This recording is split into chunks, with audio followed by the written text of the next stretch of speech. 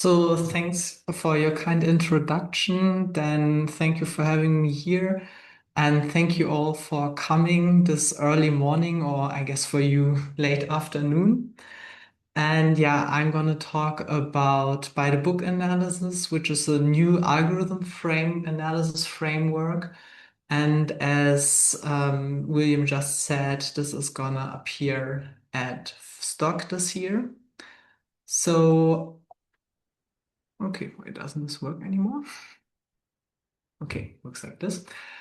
So our goal is that we want to analyze algorithms that are fast in practice and where worst case analysis is unsatisfying and average case analysis is not representing structures as we sample input data randomly.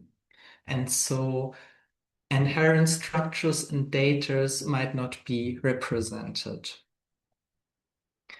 And so there has been a lot of work on these types of analysis that I've just mentioned. So worst case analysis and average and smooth analysis. But what they all kind of lack is something that is essential in science, and this is observation. So if we, for example, look at biology, chemistry, or historical, political, whatever sciences, then we see that these people do a lot of work around observations. So they run an experiment and then from this experiment, they draw observation. Or they read a lot of literature. And from these literature readings, they draw a lot of observation.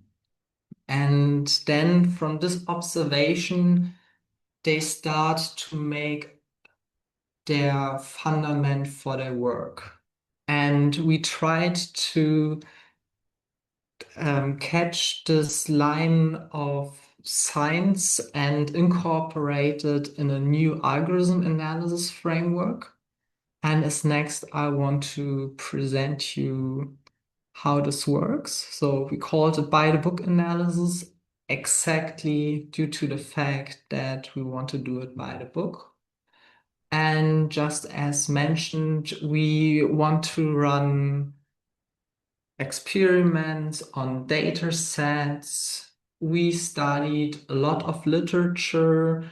We studied user manuals as these are like our primary and secondary sources. We looked at source codes, which are also a great primary source in our field. And we also had a lot of interviews with experts. And all this came together to a set of observations, which were just a lot of pages where we just wrote down what we've observed. And from this huge set of observations, then we drew our assumptions. So the assumptions for our theorems. With assumption, we just mean what you know from the beginning of each theorem or lemma statement. All these let something be something. All these let something be something are assumptions. And we drew these assumptions directly from the observations that we've got from all the input. And then finally, we used all these assumptions for proving theorems based on these observations that we have from literature and data. And last but not least, there is the evaluation process, which should actually be an inherent process. So at each step, one should evaluate how good this framework is that one is setting up and how good the scientific quality is. But it is also important at the end to evaluate what was achieved and then also draw conclusions how one can also improve on this whole framework. So not only on a proof side to say like, yeah, we want to make this proof, so the result of this proof stronger given the same set assumptions, but that we also want to work on refining observations and hence assumptions such that they better resemble what the chosen algorithm is doing in practice. So, summary is that we propose a new algorithm analysis framework where all assumptions and theorems comport with observables. And what we also do is to demonstrate it through application to the simplex method to show that this is indeed a good framework which gives us results that better explain at least the simplex method. And before I want to talk about our by the book analysis of the simplex method, I first want to introduce the simplex method itself. So the type of problem that we are given is a linear program, and it is to maximize a linear functional subset subject to some constraints. And we can just visualize this as a polyhedron, like here a cube. And so we want to find a vertex or like in general a face, which is optimal for our given linear functional.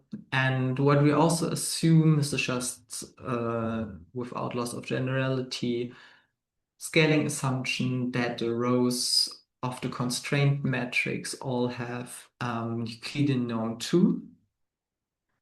And now what the simplex method is doing is that some phase one, we are just here considering this as a black box, gives us an initial vertex, x0, and also a functional that is optimizing this initial vertex.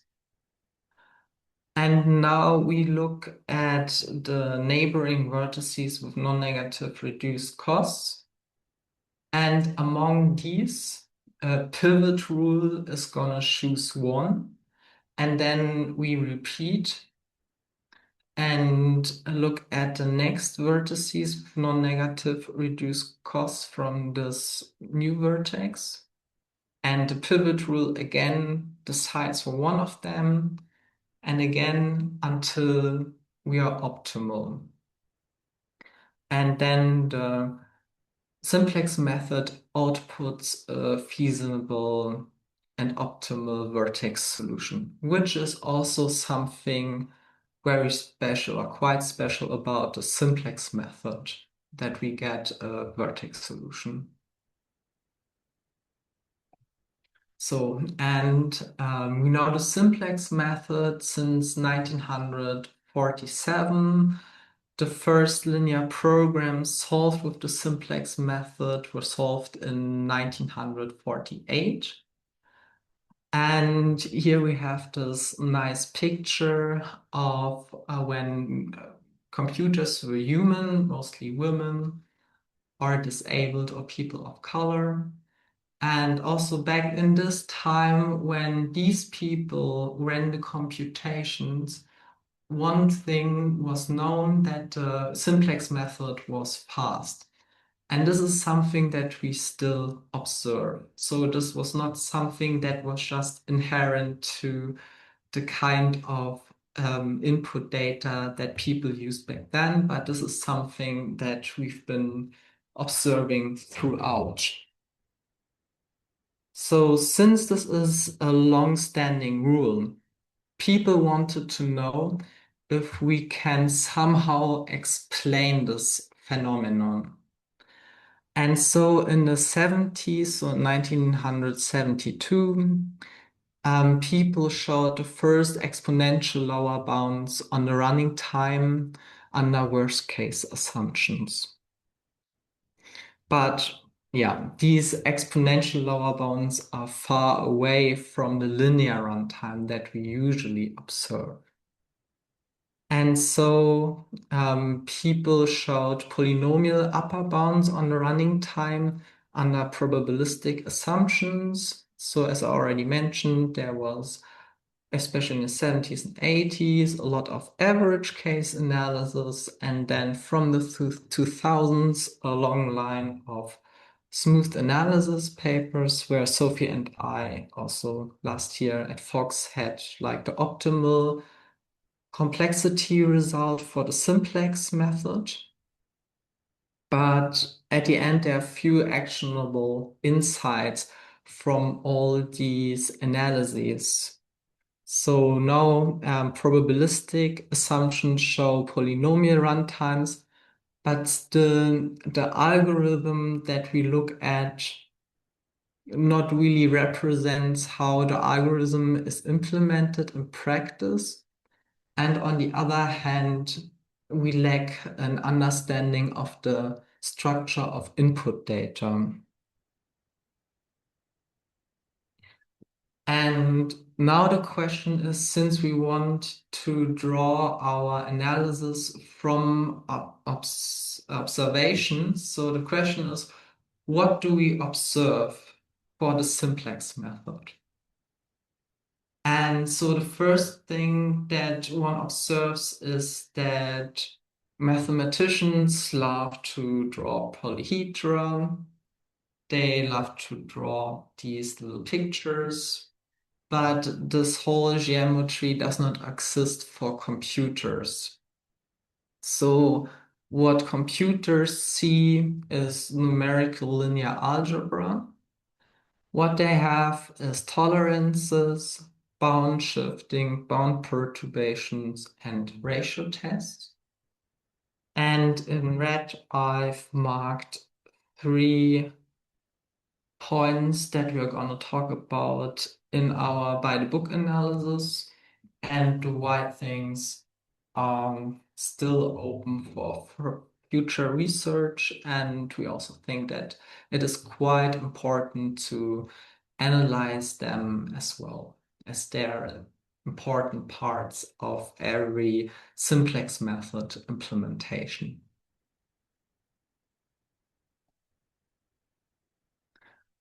And so now we come to some observations that we have. So user manuals ask users to specify everything in appropriate units, meaning that one should not measure in nanomole and kilomole.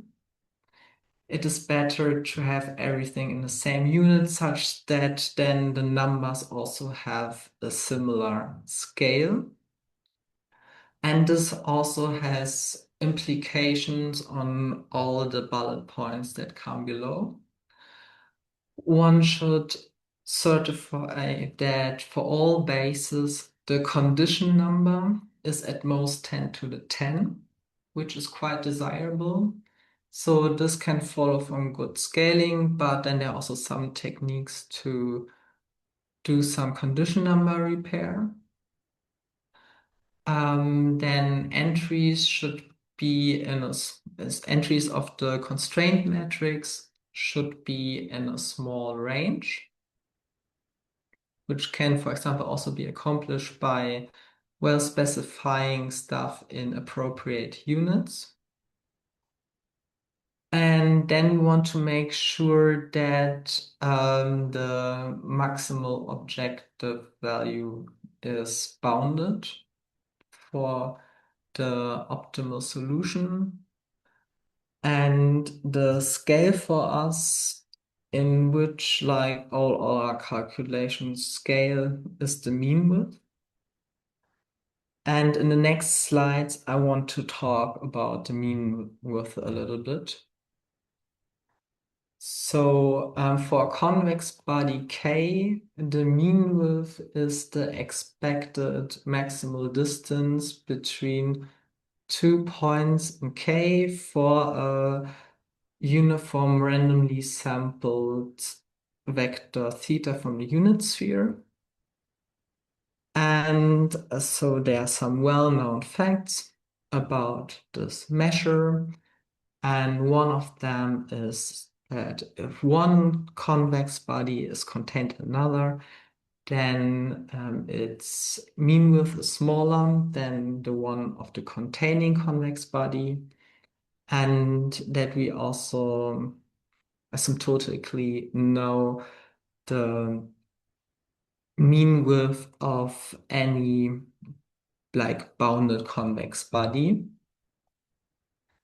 And now the idea, which was the inspiration for looking at this kind of measure, was that well-scaled LPs, so LPs that user manuals ask for, have small mean width. So a little bit about the history of our project is that first we just wanted to bound the values that our simplex method can find, as this seemed to be a good measure, but then it became also kind of difficult. And at some point, we realized that this mean width is a natural quantity that captures everything that we need on one hand, and on the other hand, it also seems as a well-scaled LP as we have it in practice satisfies that the mean width is small. And for showing this and getting an understanding of this, we ran some experiments for estimating the mean width. So we took some Miplib LP relaxations, and then we sampled for each of these instances 100 uniform random unit vectors and ran this linear program.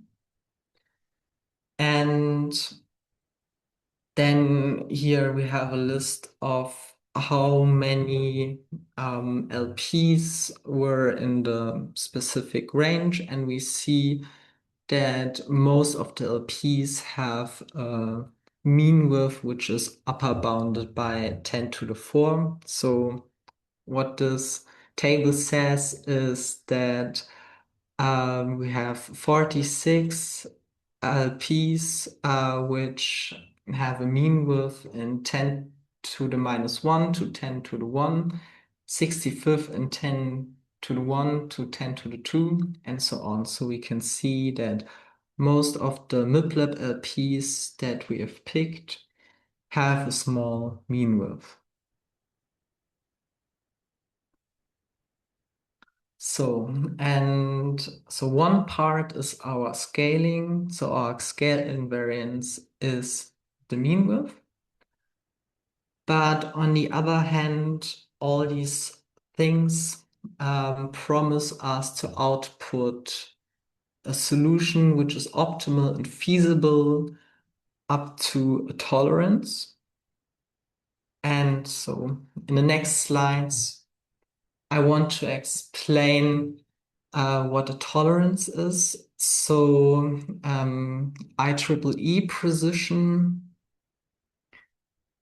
with IEEE precision, we can write numbers up to a accuracy of 2 to the 52, which is approximately 10 to the minus 16, because we have for each number a mantissa and an exponent. And this, on the other hand, means that for each solve of a linear system ABX equals B, there is an unavoidable error of order at most 10 to the minus 6. Because we have the accuracy of 10 to the minus 60 and then 16 and then our condition number, and this ends up in this accuracy loss of 10 to the minus 6. And this is, as I said, an inevitable error. But on the other hand, also any x star solving ax star minus b up to an accuracy of 10 to the minus 6 is sufficiently feasible. So on one hand, for mathematicians, this just sounds very bad because we are never solving anything exactly. But engineers, also like practical computer scientists, benefit from this kind of flexibility.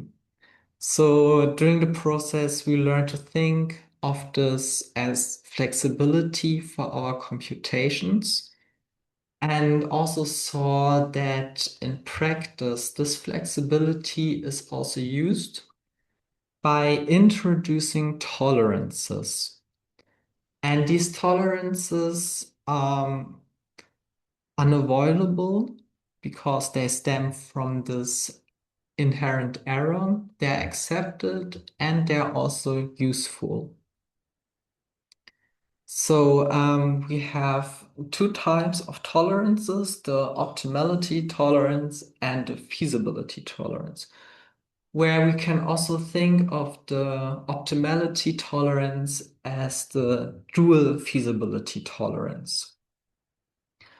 And what we want to do if we run a simplex method is that we want to, at the end, report some primal and dual feasible point, where feasible means that the constraints are satisfied up to a feasibility tolerance,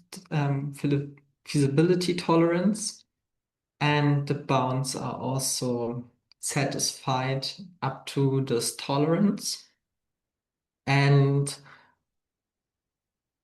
also in the dual, we have that the dual is dual feasible, means optimal up to the tolerance, and also that the dual variables are bounded below by the optimality tolerance.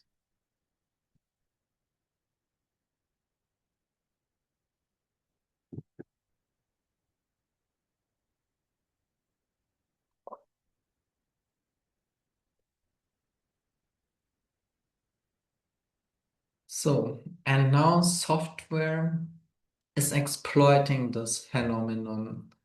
So we relax our bounds and also our right-hand side vector by some epsilon, which is uniformly sampled in the interval 0 to exactly our inevitable error, 10 to the minus 6, and relax with this the bounds a little bit. The specifics vary by solvers and also by using the primal or dual simplex method. So we've learned that all major solvers are using this uniform distribution. And when we talk to people from, for example, Groby and Mosaic, they told us that they were just sampling this uniformly. But now that they want to try if the exponential distribution that we use might be even better because it has more mass concentration closer to the bounds. So maybe it might help with the purposes which I want to talk about next. So after this slide. But first, so what we do is that we perturb as very first action before we ever pivot, but then we are not allowed to perturb ever again. So this is a little bit a drawback of our analysis that solvers often use that they can resample. So often they start with quite small perturbations, so they do not actually sample from 0 to 10 minus 6, but from 0 to 10 to the minus 9. And then if they see that they still have some problems, they increase the perturbation range. But this is also something where also solver people are not very on the same page. So there are quite different opinions if aggressive perturbations are good or not. And so probably we will also see some experiments with that the next months and see if maybe our exponential distribution helps for better results or if aggressive perturbations are better. And so the primary goal for these perturbations for solver people is preventing cycling. So usually LPs are very degenerate. And now if we add the perturbations, then we shift the degenerate vertices, so to say, apart. And with probability 0, our LP is degenerate if we have sufficient perturbations. So sometimes the solvers use non-sufficient perturbations, and then there's still some degeneracy, and so people who are in favor of perturbations say that more aggressive perturbations are better because then we can really be sure that there is not going to be any degeneracy and hence no cycling. And so this is the primary goal why people do this. But on the other hand, there have also been a lot of side notes in literature. And also, if you ask people, then they say that for one, the simplex method is faster because cycling is prevented. But on the other hand, they also think that it is faster from another angle.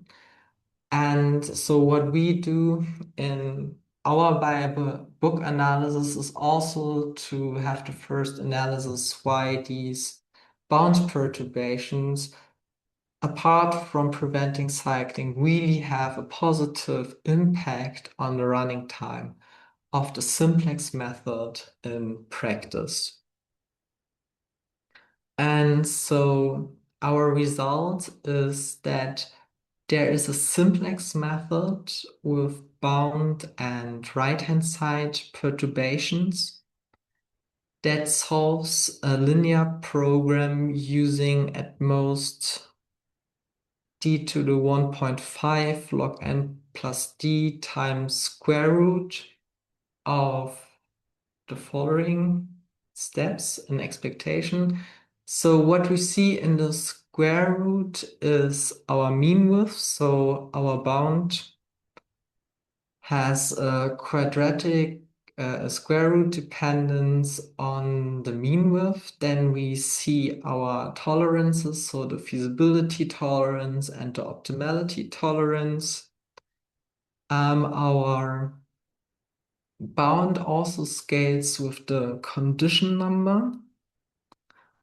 And so what on a from a mathematical point of view, kind of suggests for improvement on this bound is that it feels like the role of the feasibility and the optimality tolerances should be exchangeable. So it should be more symmetric than that one is in a log and the other one is not. And now is a small recap about our analysis framework. So as we said, we had some experiments on data sets for estimating the mean width and using this as a parameter for our proofs. Then we had a lot of expert interviews about a lot of details for confirming that we understood stuff the right way, that people really use things as they're described in literature. Then we read books about simplex implementations in practice. We studied user manuals whenever available and looked at open source codes. So one comment here. So the simplex method for sure is a great playground for having so many primary and secondary sources available. So we have really here the big thing that there is open source code from Hikes and Skip where we could look at, and that on the other hand, for the closed sources, there are very detailed user manuals. While one must also say that user manuals are also kind of tricky literature, as they also don't want to reveal company secrets and therefore sometimes are also not too detailed about specifics. And then they're also written for non-mathematicians. So they're also like target audience wise on a different level than maybe mathematicians or theoretical computer scientists are used to. And the scientific literature in this case were mostly books about implementations, and they followed solvers like quite until the 90s, but yeah, as then mostly Groby became more a closed thing, there's also kind of a gap between like today's solvers and what is written in these books. So, future work includes stronger theorems for the same set of assumptions, but on the other hand, also stronger, respectively, more realistic sets of assumptions. So here it is for by a book analysis really twofold. So, for example, for smooth analysis, it was that we always had the same assumptions, that we want to perturb the constraint matrix and the right-hand side vector.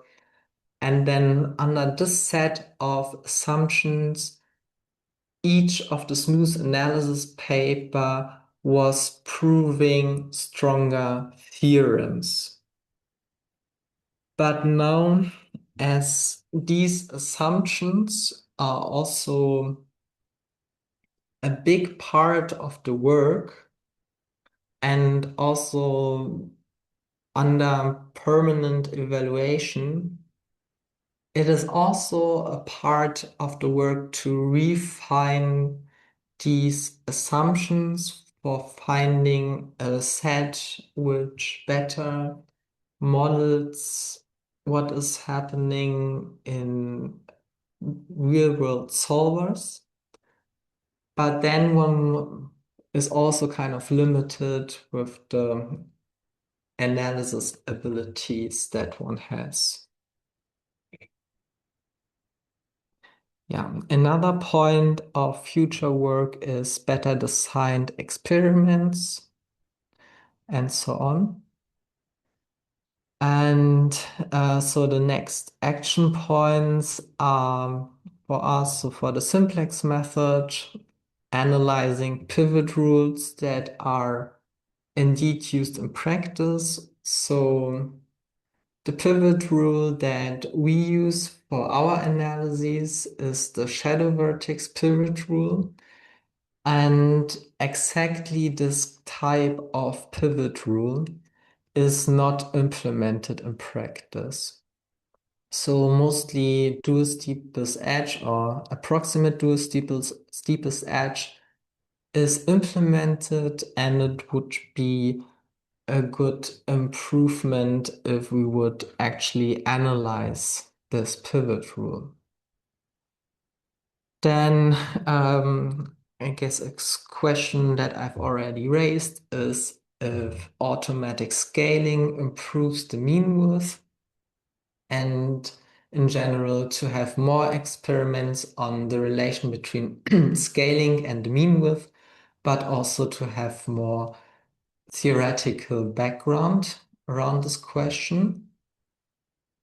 Then most solvers use most of the time the dual simplex method, but we only analyze the primal simplex method. So analyzing the dual simplex method seems to be an important step as well. Where here one also needs to say that practitioners have also different opinions about the importance of dual simplex. So maybe also primal simplex is becoming more important again. And then an important part, especially if you want to talk about bound and right-hand side perturbations, is to analyze how this primal dual infeasibility repair actually works. Because for like a total primal dual simplex loop, this is a very important feature. So these were the last sorts about my work, so our work, and thank you all for being here and listening.